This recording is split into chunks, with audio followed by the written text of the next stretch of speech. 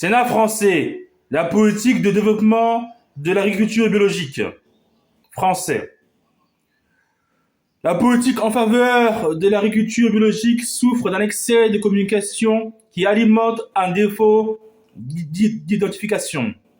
Alors que le développement de l'agriculture biologique est issu des initiatives individuelles de pionniers, il faut rappeler en premier lieu quelle est une politique publique justifiant une intervention publique, destinée d'une part à s'assurer de sa sincérité, non-tromperie des consommateurs notamment, et d'autre part à accompagner son développement en ouvrant les verrous susceptibles d'en bloquer l'expansion, en particulier les imperfections d'un marché inapte à valoriser les biens publics associés à l'agriculture biologique. La politique pour l'agriculture biologique est ainsi une politique au soutien de la production de biens publics qui semble avérée, mais sont difficiles à quantifier. Il est essentiel ici de rappeler que si l'agriculture biologique offre des aliments à teneur en résidus chimiques globalement plus faibles, c'est principalement par ses contributions à la préservation des milieux naturels qu'elle est censée être utile. En second lieu, l'identité même de l'agriculture biologique, à savoir un mode de production agricole reposant sur des processus naturels, conduit à suggérer que l'agriculture biologique est un modèle avant-gardiste de production agricole. Suggestion qui appelle quelques importantes nuances, mais qui débouche au constat d'une agriculture soumise à de très fortes exigences et à des risques particuliers. L'adoption du cahier des charges de l'agriculture biologique n'est pas une décision anodine. L'agriculture biologique est une agriculture exigeante et qui présente des risques particuliers au regard des normes sanitaires et des aléas climatiques. Sans compter ses équilibres économiques, c'est une production qui demande du savoir-faire et qui doit relever les défis de la résilience.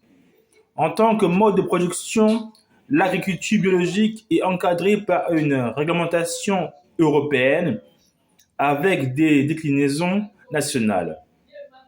Situation qui conduit à s'interroger sur l'harmonisation des pratiques en Europe, tout particulièrement dans la perspective d'une redéfinition de la politique agricole européenne, qui doit demeurer commune, mais aussi à évoquer certaines controverses réglementaires. Une coexistence de modèles d'agriculture biologique très disparates, dont certaines empruntent des procédés très intensifs. Le recours à des substances de base présentant des risques de pollution, des trous réglementaires sur certaines composantes de l'offre. Elle suit une logique d'obligation de moyens qui n'offre pas toute garantie de résultat. Elle n'est pas à l'abri de contaminations extérieures et peut bénéficier de dérogations auxquelles il convient de conserver une ampleur limitée. Promotion d'un modèle avant-gardiste de production agricole, la politique en faveur de l'agriculture biologique s'inscrit dans le cadre plus général des objectifs de la politique agricole au sein de laquelle elle doit trouver sa place. Trois problèmes principaux doivent être relevés. Concilier la responsabilité alimentaire de la France et de l'Europe avec une agriculture qui suppose une baisse des productions. Assurer la solidité technico-économique de l'agriculture biologique, la réduction des consommations intermédiaires devant être compensée par davantage de main-d'œuvre et plus d'investissement. Articuler le développement de l'agriculture biologique avec les autres instruments de la transition agroécologique. Paiement vert, MAEC, initiatives privées, radicalisant le projet bio, sortie du glyphosate, programme Ecophyto. Recommandations. Conforter la fonction de production du bio en évitant toute initiative susceptible d'élever le coût du travail agricole, pérenniser le régime de travailleurs occasionnels en favorisant l'investissement sur amortissement des équipements et la protection contre les risques, améliorer la déduction pour épargne de précaution pour les producteurs bio. Progresser dans les analyses technico-économiques au niveau individuel pour mieux accompagner les projets et au niveau collectif pour aboutir à une hiérarchie des priorités de la transition agroécologique reposant sur des analyses sérieuses. Simplifier le cadre de la transition agroécologique tout en maintenant le principe d'une politique européenne commune dans ce domaine. Définir des objectifs de développement de l'agriculture biologique compatibles avec les autres priorités de la politique agricole dans une perspective de stress alimentaire aigu à moyen terme. Assurer un suivi des performances sanitaires et environnementales de l'agriculture biologique, passant par une implication soutenue de la direction générale de l'alimentation afin de vérifier que le changement d'échelle de la mobilisation des surfaces agricoles et l'accélération des phases de conversion respectent l'intégrité des apports de l'agriculture biologique en termes de biens publics. Combler les trous de la réglementation européenne et veiller à l'harmonisation des pratiques. Développer considérablement les recherches sur les produits de substitution utilisés en agriculture biologique. On rappelle les deux objectifs principaux du projet Ambition Bio 2022, convertir 15% de la surface agricole utile au bio d'ici 2022 et aussi assurer la fourniture de 20% de produits bio dans les repas servis dans la restauration collective hors domicile. Si les capacités d'offre se développent, le plus facile a sans doute été accompli. Après des années plutôt inertes, l'empreinte de l'agriculture biologique sur les surfaces agricoles a progressé. Il en est allé de même s'agissant du nombre des opérateurs, exploitants agricoles, transformateurs et distributeurs. L'agriculture biologique a changé d'échelle. La question demeurant posée de savoir si ce changement est durable et susceptible de se prolonger. Cependant, le taux de conversion des surfaces agricoles à l'agriculture biologique est très variable selon les spécialités agricoles et selon les régions. Si fin 2018, plus de 8% de la surface agricole est maintenant appliquée dans la production biologique, le modèle bovin-lait et la viticulture a un moindre titre prédominant. Or, le premier a pu s'appuyer sur des disponibilités naturelles disponibles du fait des règles de la PAC, et pour lesquelles la conversion en bio représentait une issue technico-économique d'autant plus attractive que les producteurs concernés se trouvaient en difficulté. En revanche, les grandes cultures, excepté celles organiquement compatibles avec le bio, pour des productions dont la destination n'est sans doute pas seulement alimentaire, sont en retard. De même, l'élevage reste encore médiocrement concerné par le bio.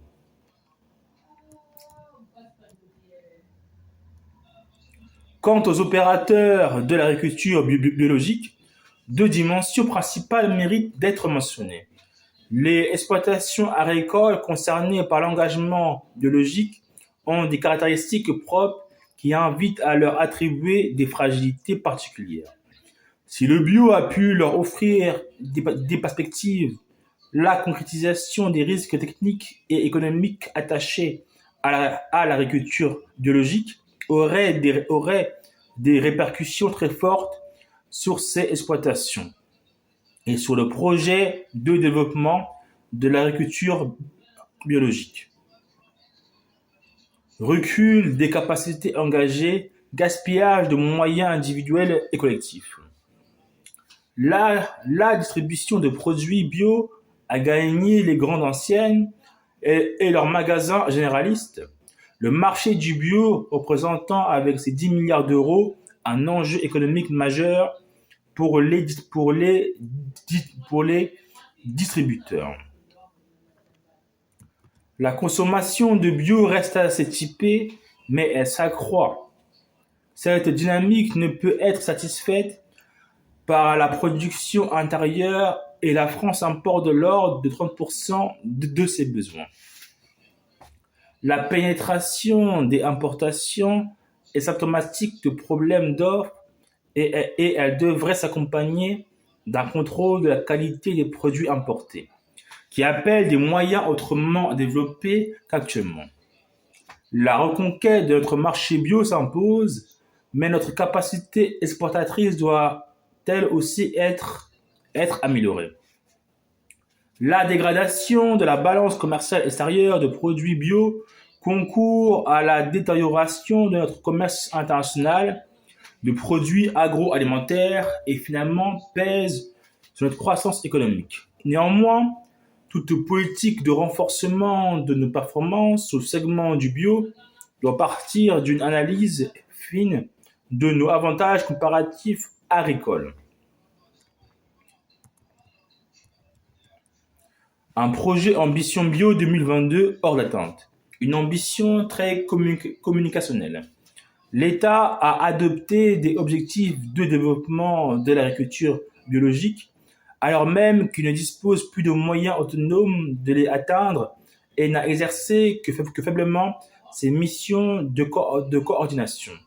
En outre, les objectifs de la politique de développement de l'agriculture biologique méritent d'être affinés.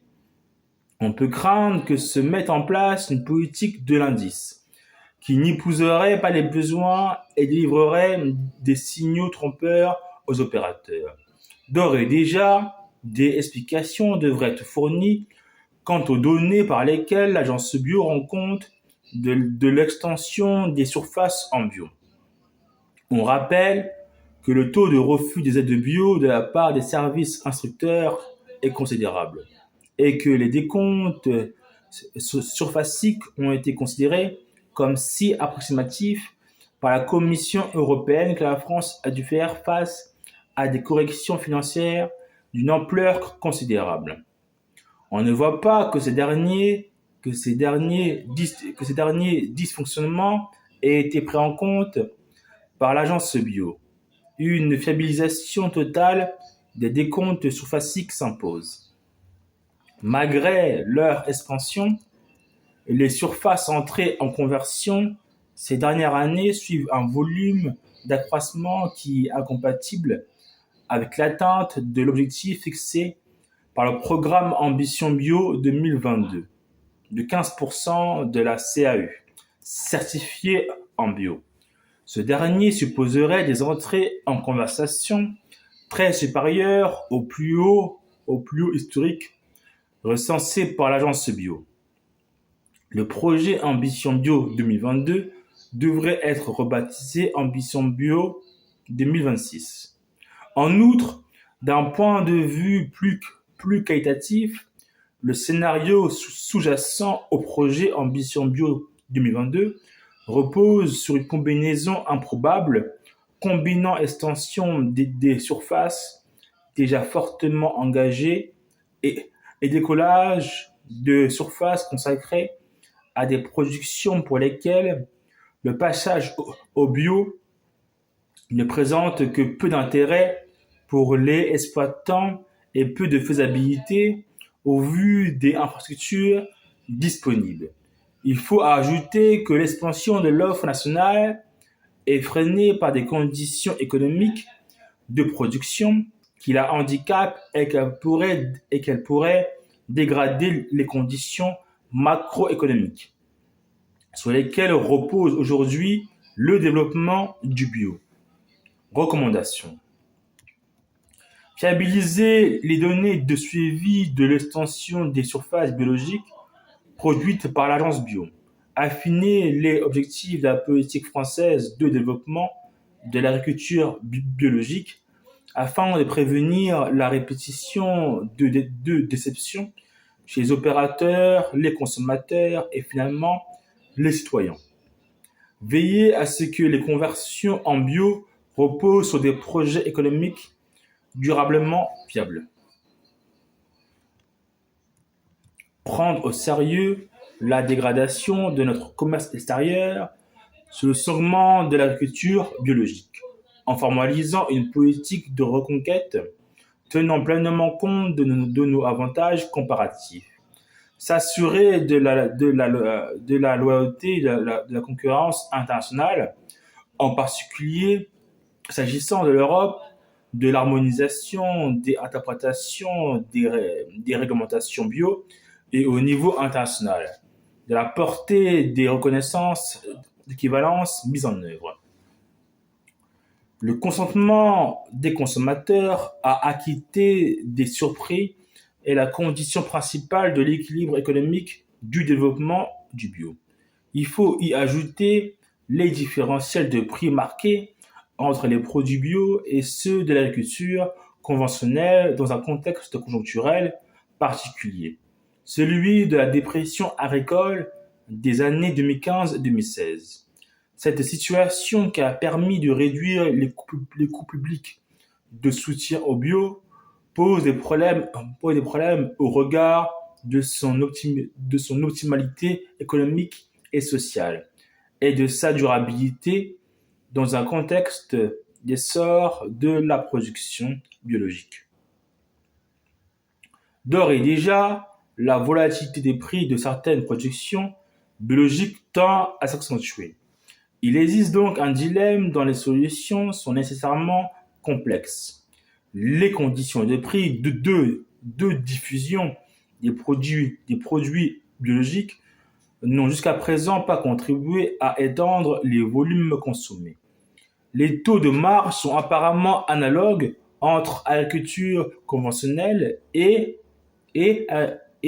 agriculture biologique, avec des revenus nominaux très supérieurs pour les stades de l'aval de la production. Recommandations. Élucider le partage de la valeur ajoutée sur les produits de l'agriculture biologique et parvenir à un équilibre satisfaisant les conditions de la dynamique de la demande et de la production. Dégager les moyens propres à améliorer les performances économiques de l'agriculture biologique. Renoncer pour l'État à sa posture de passager clandestin du bio.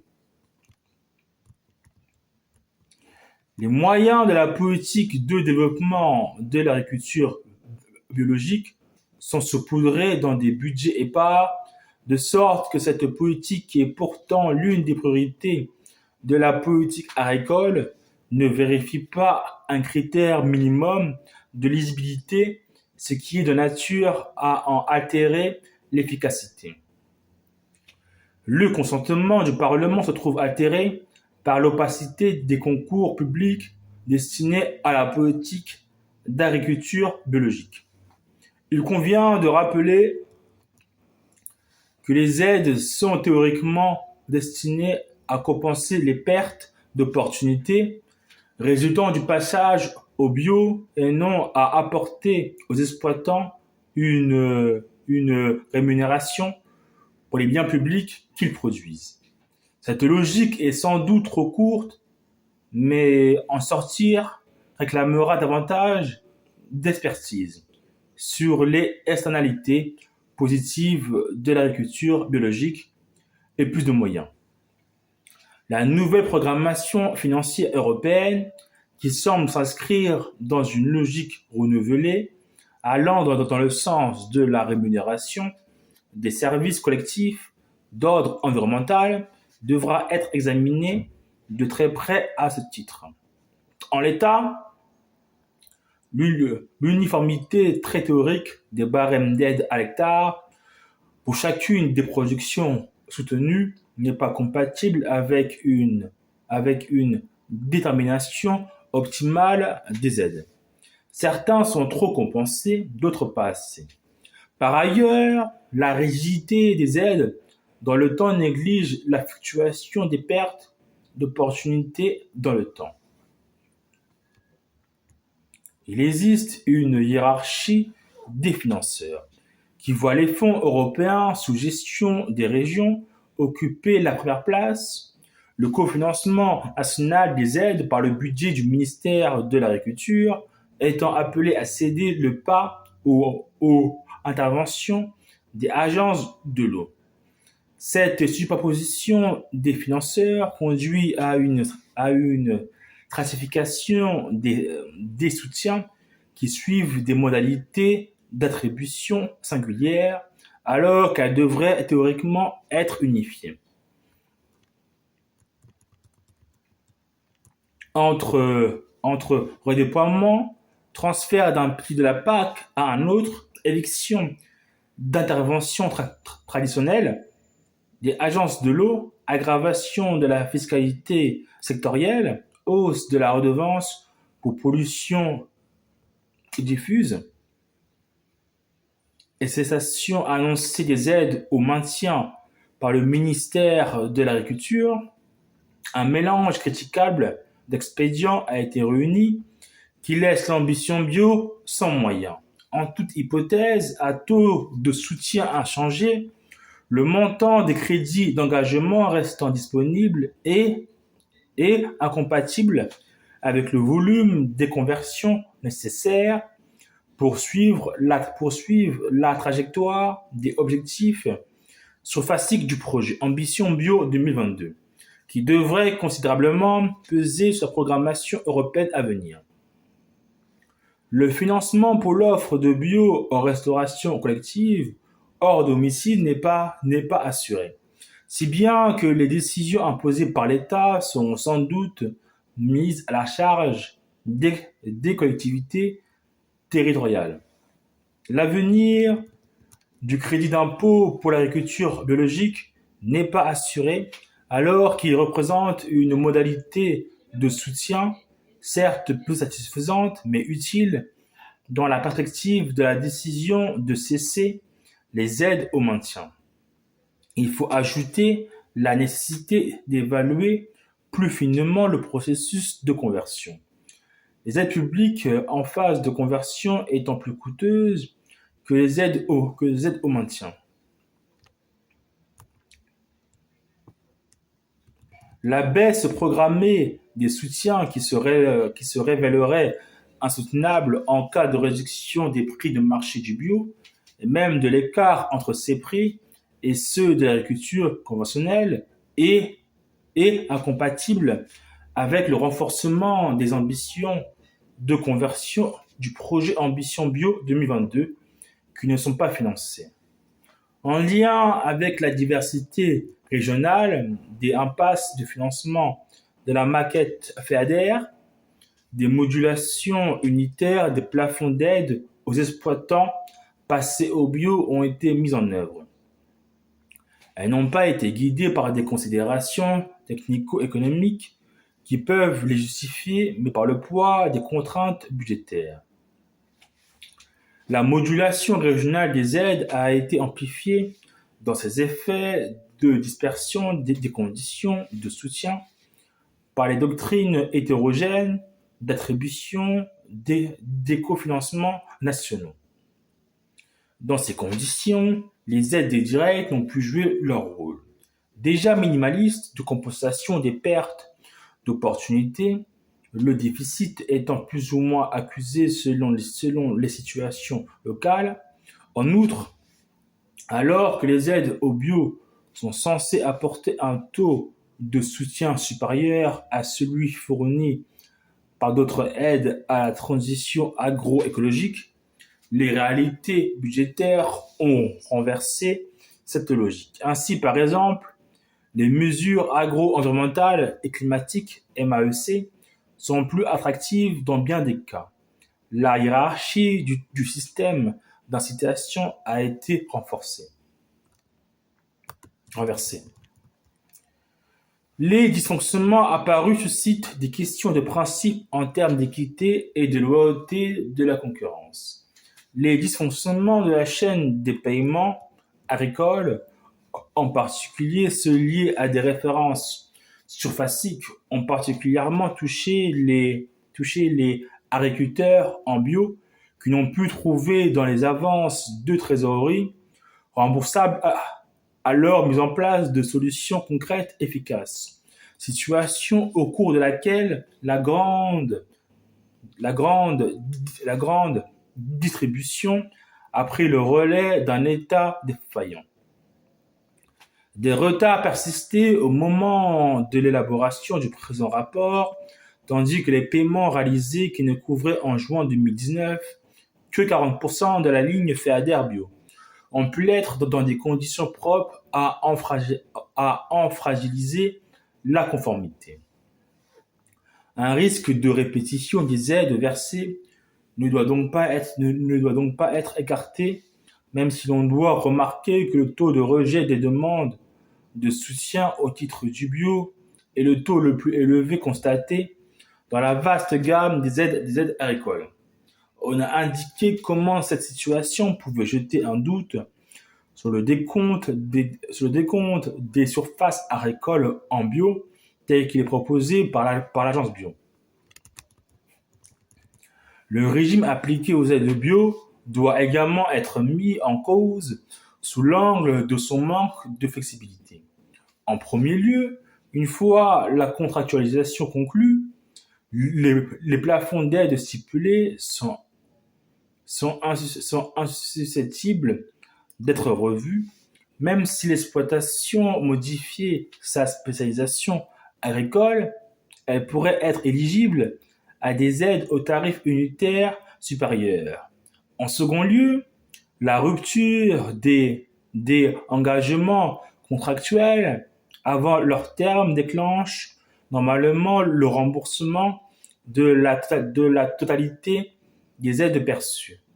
Sanction dont l'application pratique mériterait d'être vérifiée, mais qui paraît injustement sévère et peut conduire à un gaspillage d'argent public. Certains bénéficiaires des aides peuvent être incités à maintenir une exploitation bio le temps de l'exécution de leur obligation contractuelle afin d'échapper au remboursement et sortir de leur projet une fois ce terme atteint. Le taux relativement élevé des renoncements au bio après les 5 ans d'engagement contractuel généralement appliqué témoigne que cet effet pervers n'est pas mineur. Recommandations. Donner à la politique en faveur de l'agriculture biologique sa carte d'identité budgétaire. Veiller à assurer une cohérence entre la programmation financière, les concours publics au bio et les objectifs d'expansion de l'agriculture biologique. Consolider les bases juridiques d'une modulation des aides devant reposer non sur une politique opaque du rabot, mais sur des analyses technico-économiques solides. Dans ce cadre, consacrer un échelon de proximité de la gestion des aides, s'assurer de la portée incitative des aides publiques en évitant les effets d'aubaine et progresser dans l'analyse d'une rémunération des productions de biens collectifs. Améliorer considérablement la chaîne de paiement des aides bio. Flexibiliser le régime contractuel des aides. Les entités chargées de piloter l'agriculture biologique suivent une logique d'empilement qui crée des besoins de coordination coûteux et mal couverts et peut conduire à déresponsabiliser les acteurs. Par ailleurs, si les principaux organismes chargés du bio, INAO, Agence Bio ITAB, relèvent de diagnostics différenciés, un constat transversal conduit à relever l'existence de, de déficits récurrents des moyens disponibles pour accomplir les missions. Le changement d'échelle de la production biologique et des besoins de pilotage subséquents n'ayant pas été suffisamment pris en compte. En ce qui concerne l'INAO, les moyens dédiés au bio sont sans proportion avec les enjeux. Cette situation pouvant s'expliquer par la structure de financement de l'établissement public. Le renforcement des moyens est indispensable, mais en l'état, il serait paradoxal de l'attendre d'un accroissement significatif des contributions des exploitants en bio, qui assument les coûts externalisés par l'état des processus de certification et de contrôle directement après des organismes certificateurs. Si les missions de l'INAO sont essentielles à la solidité de l'agriculture biologique, elles doivent être mieux assurées. En particulier, la mission de supervision des organismes de certification est complétée par une mission de suivi des sols mobilisés en agriculture biologique, en recourant éventuellement aux organismes fonctionnellement spécialisés. En ce qui concerne l'agence bio, ses missions sont composites et souvent contradictoires. L'agence consacrant une partie considérable des moyens publics qui lui sont attribués à assurer la promotion de l'agriculture biologique aux dépens de missions d'intérêt public majeures. Les conditions de sa gouvernance ne sont pas satisfaisantes et l'éventualité de situations de conflit d'intérêts évoquées dans le cadre du contrat d'objectifs et de performance COP aurait gagné à être écarté avant la conclusion du nouveau COP. La gestion du fonds Avenir Bio, dont l'objet est justifié, appelle la réalisation d'un audit. La délégation donnée par l'INAO à des organismes de certification chargés de certifier les exploitations en bio et d'assurer les contrôles stricts prévus par la réglementation paraît ne pas être accompagnée d'un suivi suffisant. L'INAO a progressé en édictant des lignes directrices qui peuvent être considérées comme globalement indulgentes. Mais l'analyse des rapports des organismes certificateurs fait apparaître des hétérogénéités fortes de moyens mobilisés, se traduisant par des ratios effectifs, contrôles très variables et qui suggèrent parfois le recours à des sous-traitances irrégulières. De façon générale, les conditions de financement des certifications et des contrôles qui engendrent un chiffre d'affaires élevé posent problème, comme la gestion des dérogations déléguées par l'INAO aux organismes de certification, eux-mêmes intéressés à la certification des procédés employés dans le cadre des dérogations. L'activité de contrôle de la Direction générale de la concurrence, de la consommation et de la répression des fraudes, pour rester encore assez peu développée, représente un garde-fou utile qui témoigne de l'existence de besoins de contrôle non couverts en amont. Par ailleurs, elle révèle les enjeux d'un suivi plus rigoureux des importations dans le cadre d'un régime d'équivalence international difficile à contrôler et d'une rigueur très peu harmonisée des contrôles en Europe. Enfin, Il est plus que temps de donner aux entités en charge de la recherche, de l'innovation et de la formation en agriculture biologique des missions claires et les moyens de ces missions. Les atermoiements passés ne sont plus acceptables et les perspectives ouvertes par la réforme du compte d'affectation spéciale dédié au développement rural ne vont pas dans le bon sens. Alors que l'Institut technique de l'agriculture biologique avait été, avait été désigné comme devant assurer un rôle transversal dans le domaine de l'innovation bio, il est profondément anormal qu'il ait été conduit à subir un redressement judiciaire symptomatique de problèmes à ce jour non résolus. Recommandations. Simplifier la structure de pilotage du bio. Doter les organismes chargés du pilotage du bio des moyens de leur mission en ayant résolu la question du maintien de l'agence bio et de la dévolution de ses missions et, et améliorer leur gouvernance de façon drastique. Réaliser un audit complet des conditions d'intervention des organismes certificateurs et des conditions dans lesquelles l'INAO a pu exercer sa supervision sur leur action. Renforcer les contrôles de la DGCCRF, agir pour qu'un audit des organismes nationaux chargés des certifications et des contrôles dans l'Union européenne soit réalisé de façon transparente. Structurer et financer l'effort de recherche, d'innovation et de formation dans le domaine de l'agriculture biologique.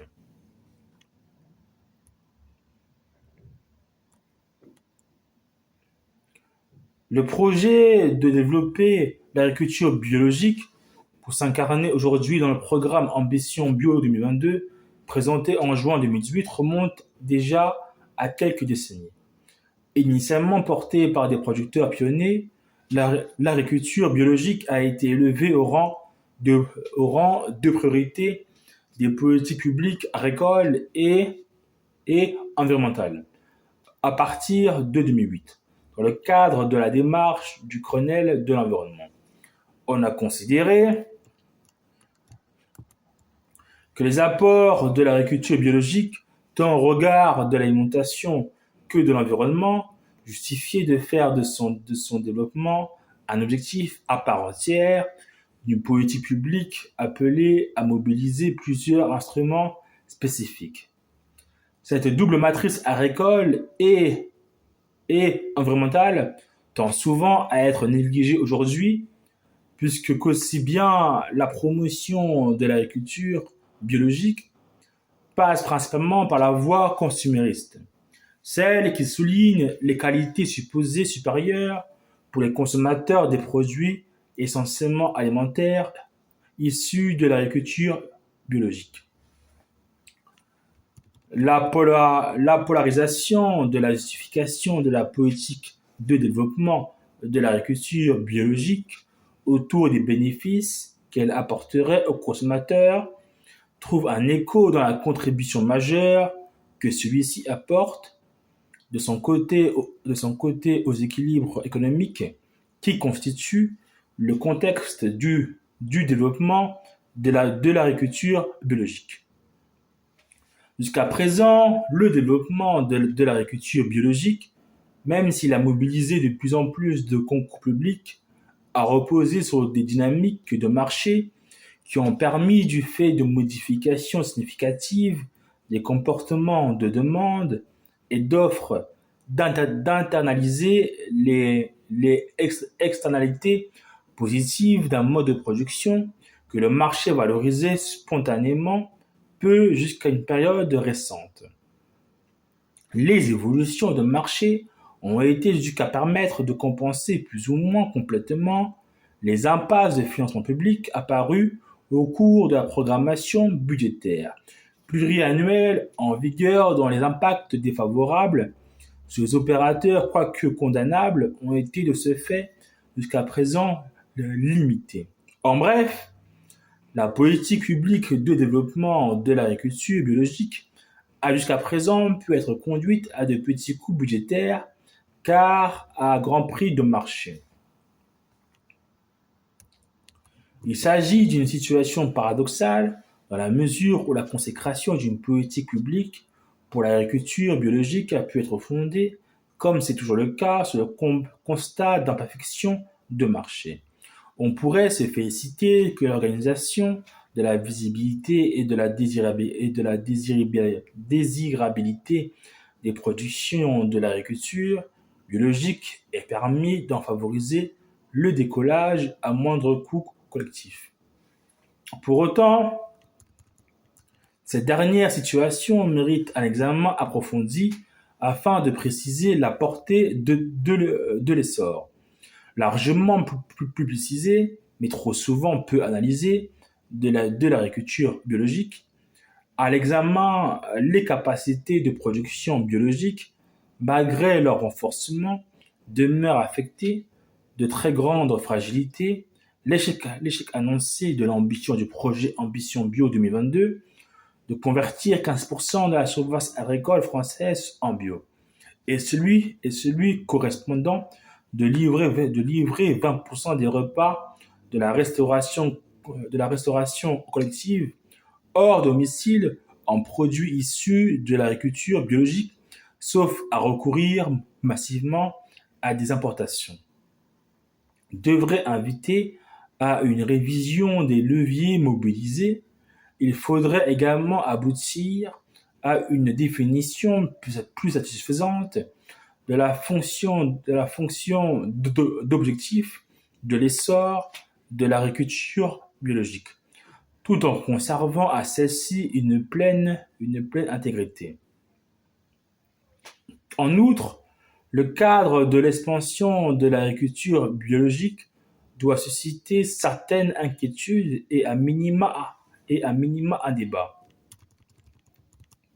Le modèle économique sur lequel a reposé le décollage de l'agriculture biologique pose des problèmes que résume le rôle ambivalent des surprix attachés aux produits issus de l'agriculture biologique.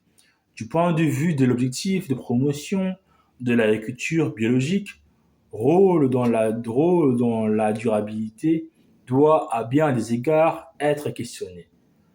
Plus fondamentalement, le modèle d'un développement des externalités positives résultant de l'agriculture biologique basée sur les prix payés par les consommateurs peut soulever des questions d'efficacité mais aussi de principe. Quant aux instruments propres à la politique publique de développement de l'agriculture biologique, les aides directes aux exploitants agricoles, les missions d'accompagnement du bio, sa sécurisation évidemment essentielle à la préservation de la crédibilité du projet, ils doivent être plutôt mis à niveau. La politique en faveur du bio doit ainsi être mise en adéquation avec ses promesses. Il paraît utile d'apporter quelques précisions préalables. La nature même de l'agriculture biologique est parfois mal connue. Elle est d'ailleurs évolutive. Quant au objectif ultime de la politique en faveur de ce mode d'agriculture, qui en sont également la justification profonde, il paraît opportun de rappeler qu'il réside dans la production de biens qui ne seraient pas suffisamment accessibles dans le cadre de l'agriculture conventionnelle et dans celui d'un fonctionnement ordinaire des marchés. À l'origine assez théorique, ces biens sont en voie d'être mieux documentés tout en restant partiellement controversés. Ces controverses pouvant être liées aux réglementations même de l'agriculture biologique. En toute hypothèse, même si l'agriculture biologique produit des biens directement utiles pour les consommateurs, la propension des consommateurs à demander des produits issus de l'agriculture biologique étant une réalité qui mérite en soi d'être prise en compte à part entière au titre des justifications d'une politique destinée à favoriser le développement de l'agriculture biologique, devenu un segment de marché impossible à négliger. Il s'agit principalement du bien public, catégorie de produits qui présentent des caractéristiques particulières, justifiant la mise en œuvre de certains instruments, en particulier de financement collectif. Ceux-ci n'ont été longtemps que faiblement mobilisés et ne le sont encore que partiellement dans le cadre de la politique de développement de l'agriculture biologique. Sans doute faut-il trouver là l'une des raisons pour lesquelles, dans le passé, le développement de l'agriculture biologique a déçu les attentes, les objectifs des programmes successifs n'ayant pas été atteints. Sous cet angle, ces dernières années ont été marquées par une réelle amélioration au point qu'un consensus paraît réuni autour de l'idée que l'agriculture biologique a dépassé le stade de l'agriculture de niche, expérimentale pour entrer dans la maturité.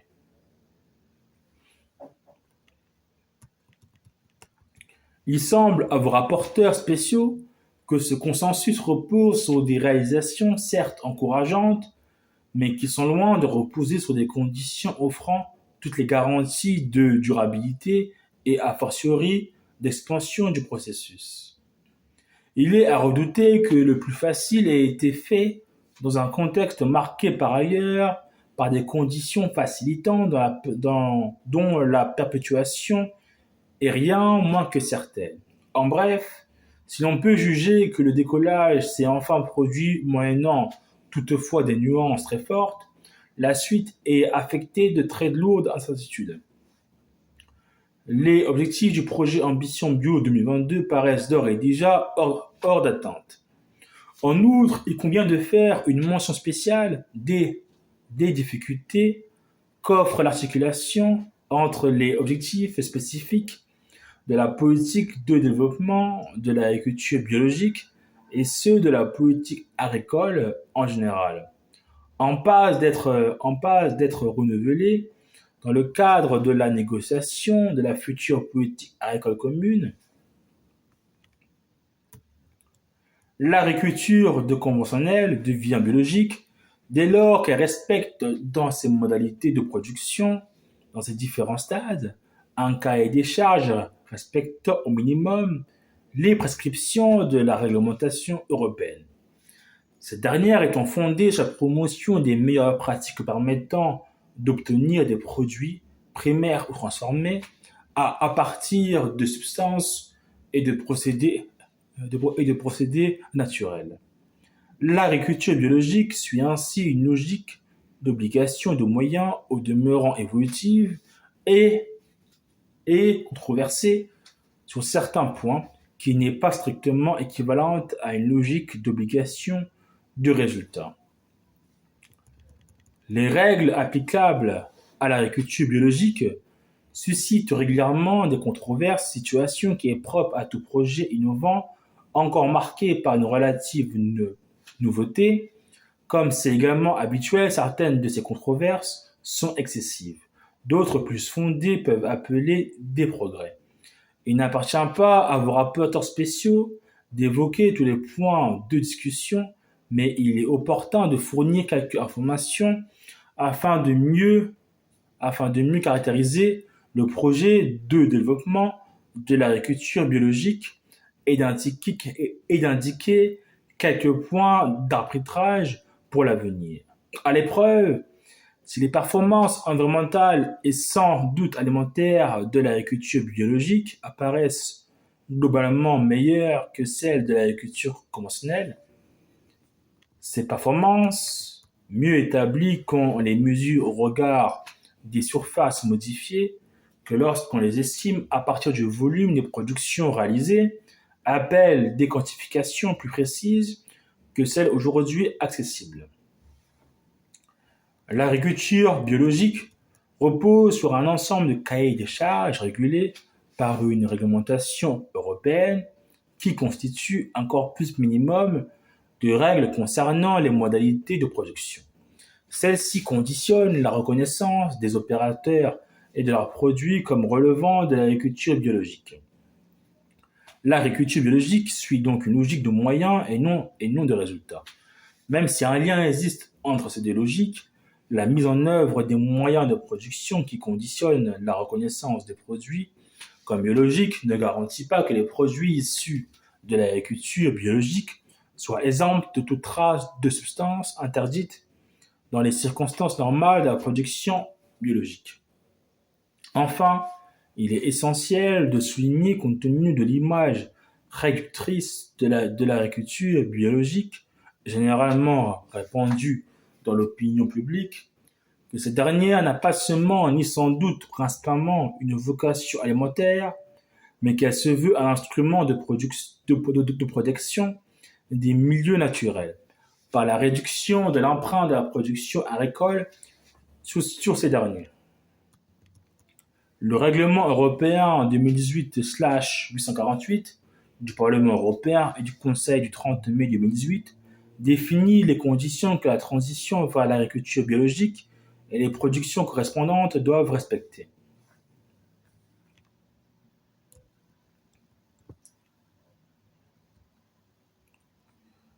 Une révision du règlement précédent assouplie par rapport à la proposition initiale de la Commission européenne à la satisfaction de la France. Le règlement se substitue à un règlement antérieur de 2008 au terme d'un long processus débuté par une proposition de révision présentée en mars 2014. Selon une réponse au questionnaire de vos rapporteurs spéciaux, la France est satisfaite des évolutions apportées à la réglementation. Parmi ces motifs de satisfaction semblent figurer les modifications apportées par rapport à la proposition initiale de la Commission européenne et en particulier l'introduction d'un degré de pragmatisme plus élevé, tenant compte des réalités de conditions de production et de l'objectif de développement des filières biologiques européennes. Ceci semble recouvrir l'extension de la reconnaissance biologique à de nouveaux produits, un accès facilité à des semences et animaux répondant aux besoins des exploitants, la possibilité de commercialisation de matériel biologique hétérogène, étant particulièrement mentionné, tout comme le développement de bases de données permettant de recenser la, de recenser la disponibilité des produits biologiques. La révision des modalités de contrôle, certaines souplesses étant ménagées moyennant le maintien d'un contrôle annuel, et la renonciation à la procédure de déclassement automatique en cas de non-conformité.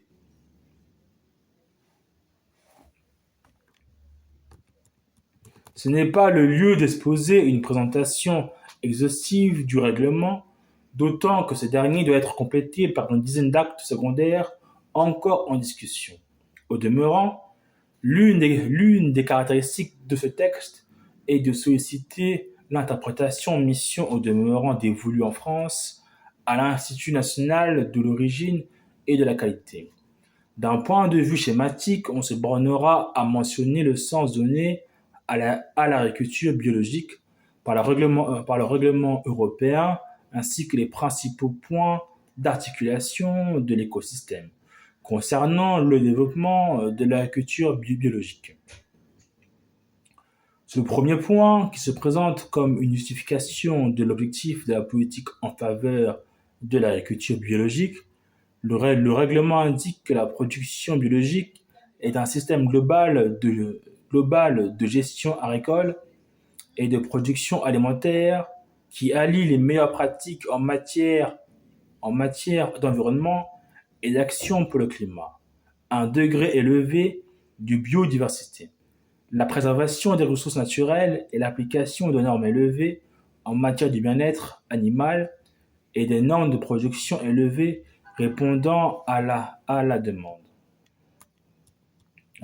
exprimée par un nombre croissant de consommateurs désireux de se procurer des produits obtenus grâce à des substances et à des procédés, et à des procédés naturels. Quelques observations pour relever que cette biodyssée articule articule des justifications très diversifiées allant de la prise en compte d'objectifs écologiques naturels excédant le champ spécifique de l'alimentation à celle de perception et représentation plus culturelles et subjectives. Elle se réfère à des propriétés plus ou moins objectivables, tantôt conçues en termes absolus, la préservation des ressources naturelles, tantôt recourant à des hiérarchies plus relatives. En somme, d'emblée, l'agriculture biologique s'intègre dans un mélange de culture et de systèmes physiques, mélange qui est assurément une expression fréquente de l'esprit du temps non dénué de légitimité, mais aussi de fragilité.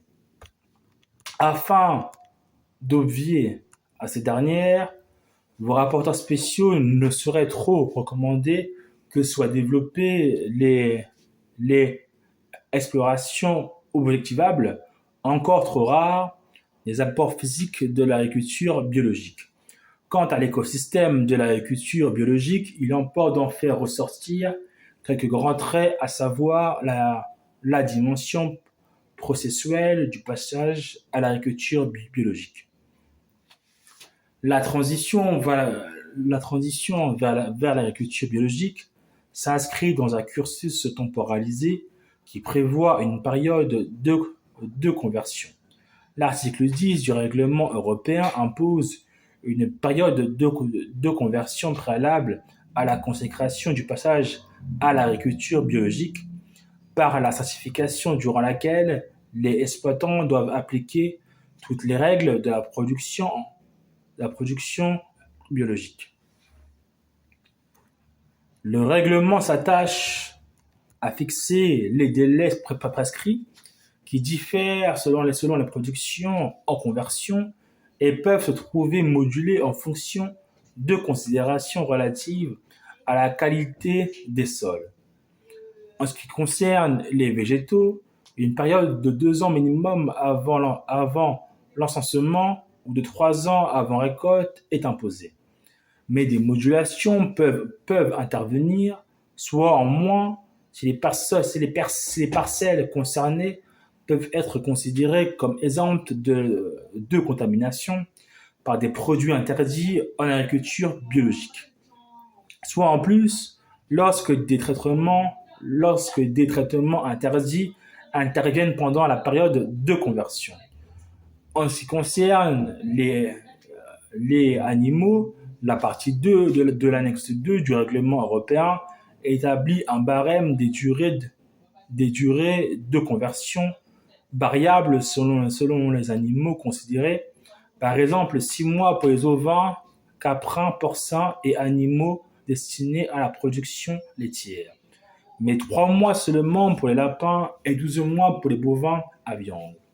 Cependant, les périodes fixées peuvent être écourtées en cas de démarrage simultané de la conversion de l'unité de production et des animaux existants dans cette unité de production au début de la période de production.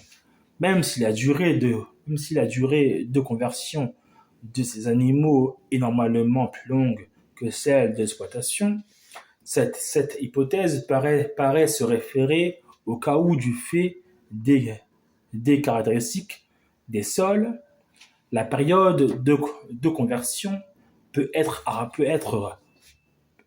raccourcie, voire amenée à rien. Au total, le constat s'impose que les dispositions relatives aux durées imposées pour la conversion préalable à la certification biologique déclinent une casuistique qui ménage des marges d'interprétation aux États membres, marges dont la mobilisation peut susciter une certaine perplexité tant qu'aucun audit spécialement consacré aux pratiques suivies n'aurait été réalisé. Les denrées issues de l'agriculture biologique peuvent contenir des ingrédients agricoles non biologiques sans enfreindre la, la réglementation. C'est en premier lieu l'effet de la réglementation elle-même, dans la mesure où cette dernière est compatible.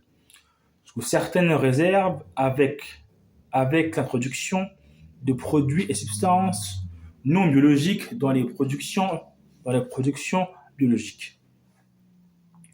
Plusieurs régimes permettant d'accorder des dérogations aux opérateurs sont prévus, moyennant des conditions qui appelleraient une évaluation rigoureuse.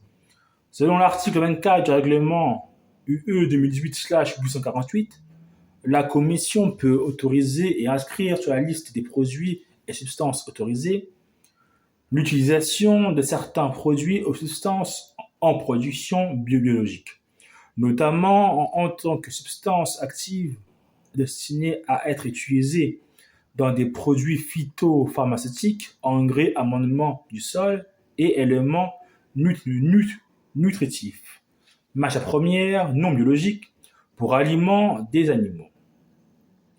Ces produits doivent être d'origine naturelle, mais en cas d'indisponibilité en quantité ou qualité suffisante, il peut en aller autrement. Vive la France!